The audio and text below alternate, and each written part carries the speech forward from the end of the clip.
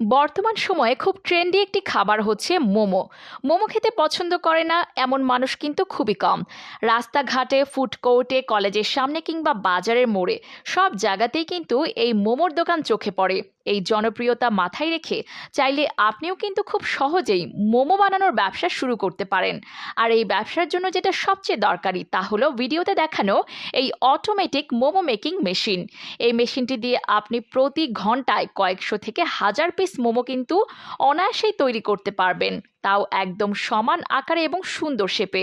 ব্যবসায়িক দিক থেকে চিন্তা করলে এই মেশিন কিন্তু আপনাকে বিশাল সুবিধা এনে দিতে পারে।